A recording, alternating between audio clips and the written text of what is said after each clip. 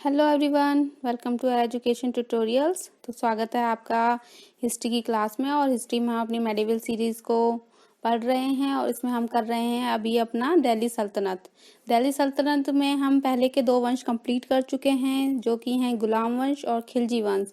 अभी जो हम कर रहे हैं वो कर रहे हैं तुगलक वंश। और इससे पहले मैं आपके लिए तुगलक वंश के मोहम्मद बिन तुगलक के बारे में वीडियो डाल चुकी हूँ। आज हम करेंगे फिरोज शाह तुगलक के बारे में, और इसके बाद आज तुगलक वंश भी ख़त्म हो जाएगा। और नेक्स्ट वीडियो में या लेक्चर में हम करेंगे अपने नेक्स्ट वंश सैयद वंश के बारे में। और जो स्टूडेंट्स हमारे चैनल पे नए हैं या जिन्होंने अभी तक मेरे पहले के वीडियो मिस कर दिए हैं, तो आप हमारी चैनल की प्लेलिस्ट पे जाकर वे सारे वीडियोस देख सकते हैं। तो चलिए शुरू करते हैं आज के अपने नए सुल्तान के साथ। और आज के हमारे तुगलक वंश के सुल्तान हैं फिरोज शाह तुगलक, और इनका शासन समय है 1351 से 1388 ईस्वी। यह दिल्ली सल्तनत पर सबसे लंबे समय तक शासन करने वाला दूसरा सुल्तान था। फिरोज शाह तुगलक का जन्म 1309 ईस्वी में हुआ। यह गयासुद्दीन तुगलक के छोटे भाई रज्जब का पुत्र था। इस प्रकार से गयासुद्दीन तुगलक का यह भतीजा लगा और वह इसका चाचा।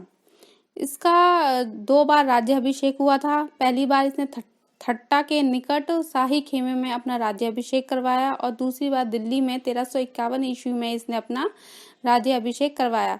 तो इस प्रकार से अपना 2 बार राज्याभिषेक करने वाला भी यह पहला सुल्तान था। फिरोज शाह ने अपने शासनकाल में इतने अच्छे कुछ नए नए कार्य किए व नए काम भी किए, और अपने कुछ महत्वपूर्ण काम भी किए, जिस कारण से फिरोज शाह तुगलक का जो इतिहास में नाम है। और इसी कारण हमारे कुछ इतिहासकार हैं जिन्होंने इसको एक अलग नाम दिया। मैं अभी आपको उसके बारे में बताऊंगी।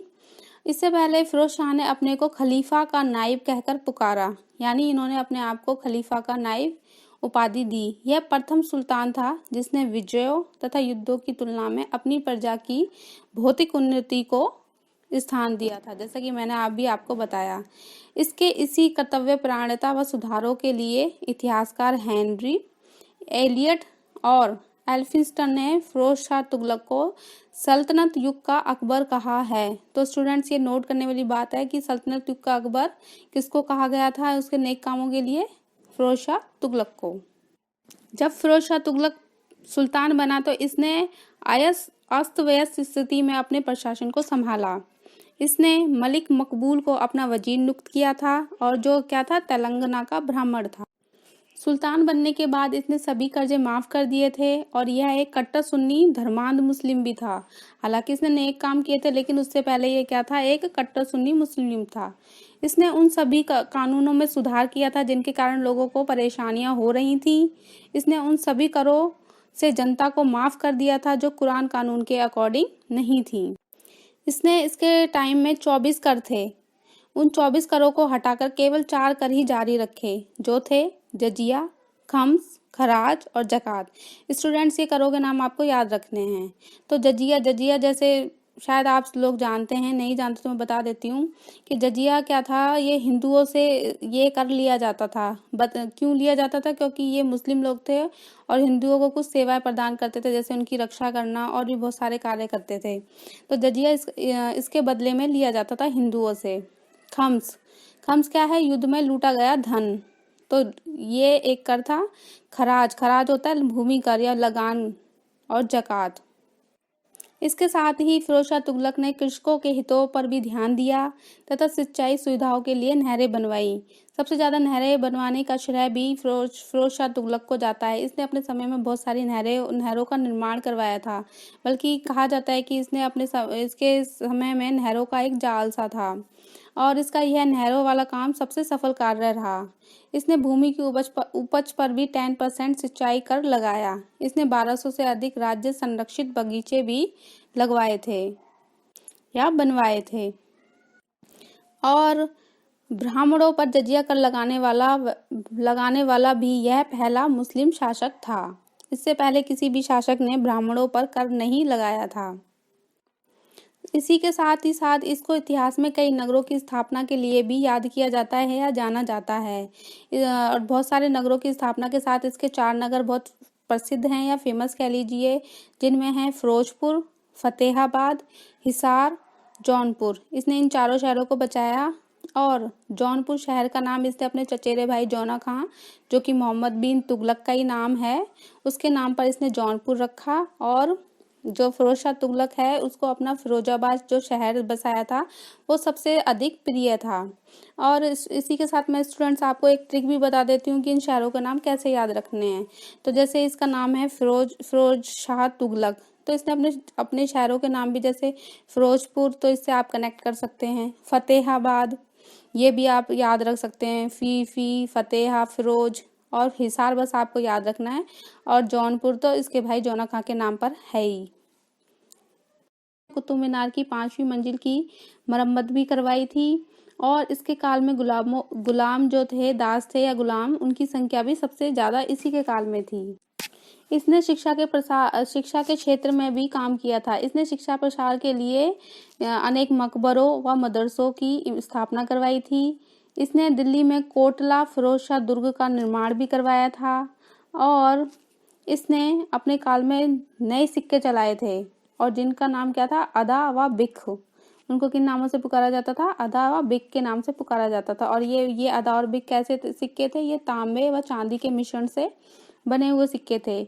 और इस पर क्या किया था, सुल्तान ने सिक्कों पर अपने नाम के साथ अपने उत्तराधिकारी पुत्र के नाम भी अंकित करवाया था।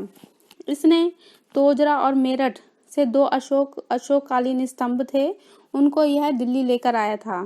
जो ये जगह हैं तोजरा और मेरठ में, अशोक के समय में अशोक ने 2 स्तंभों को बनवाया था, तो यह वहां से उनको दिल्ली लेकर आया था, जो अभी भी हमें दिल्ली में देखने को मिलते हैं।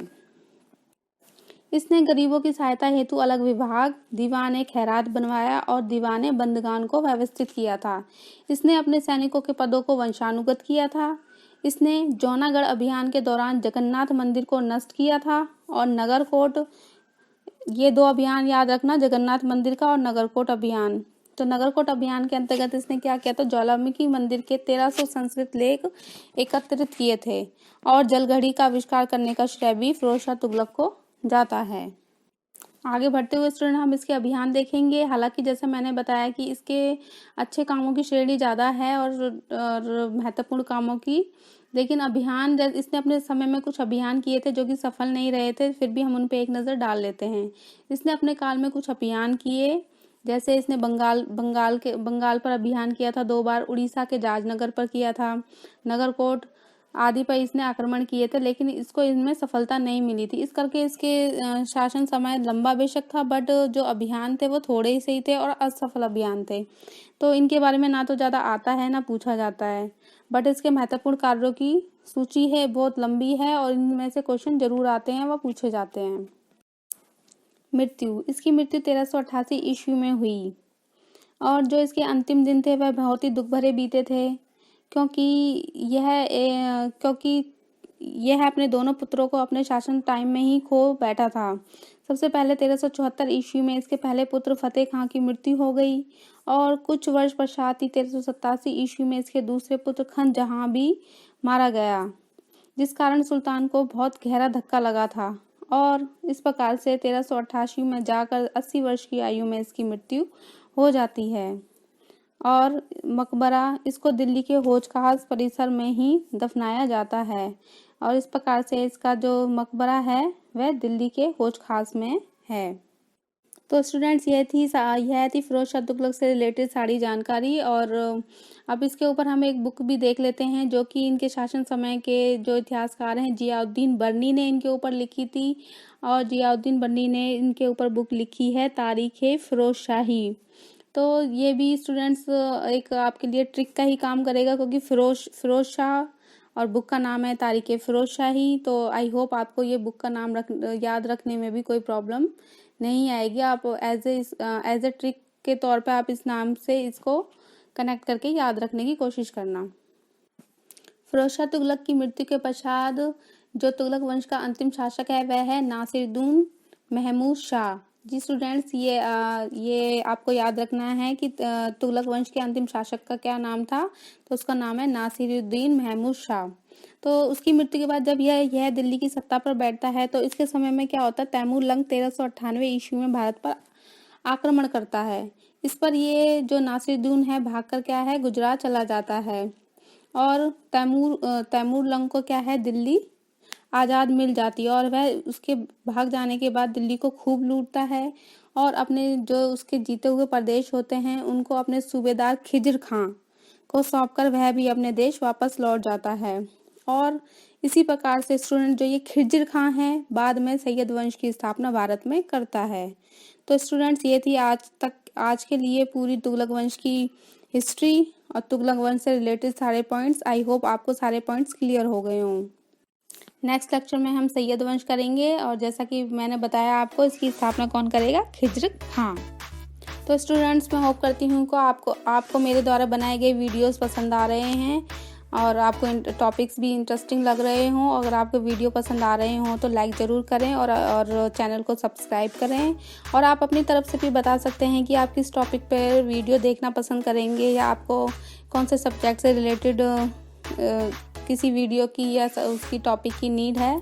तो मैं इसके ऊपर भी ज़रूर वीडियो बनाऊंगी, पर आप मुझे कमेंट करके ज़रूर बताएं। तो चलिए मिलते हैं नेक्स्ट लेक्चर में, तब तक के लिए टेक केयर, बाय बाय।